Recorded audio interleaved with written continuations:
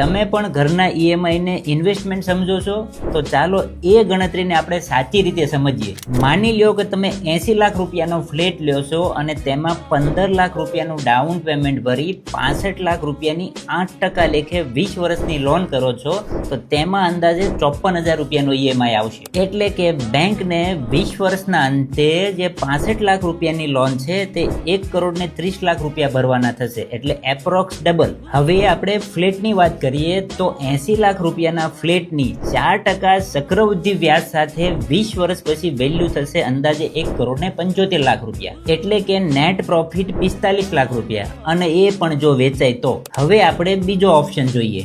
આજે 54,000 ની ઈએમઆઈ ભરવાની જગ્યાએ તમે 34,000 રૂપિયાનું ભાડું ભરો અને બાકીની અમાઉન્ટની ફાઉન્ડેશન એસઆઈપી કરો, એટલે કે જે 15 લાખ ડાઉન પેમેન્ટ છે તેને અત્યારે હાલમાં મ્યુચ્યુઅલ ફંડમાં ઇન્વેસ્ટ કરો. હવે 20 વર્ષ પછી જો આપણે ફંડની વેલ્યુએશન જોઈએ તો એસઆઈપીના ફંડની વેલ્યુ થઈ જશે 1,84 લાખ રૂપિયા અને ફાઉન્ડેશન વાળા ફંડની વેલ્યુ થઈ જશે 1,44 લાખ રૂપિયા, અને બંનેનું ટોટલ મળીને તમારી પાસે થઈ જશે 2,28 લાખ રૂપિયા. પણ એનો અર્થ એ નથી કે લાઈફમાં ઘર ના લેવું જોઈએ, પણ એક વસ્તુ તમે યાદ રાખજો કે તમારા ઈએમઆઈની અમાઉન્ટ મંથલી ઇન્કમના 30%થી વધવી ના જોઈએ અને લોકેશન બુલેટ પ્રૂફ હોવું જોઈએ. બસ ડિસિઝન લેતા પહેલા એકવાર ચોક્કસ વિચારજો, કારણ કે મેં પણ આ ગણતરી સાથે જ ફ્લેટ લીધો છે.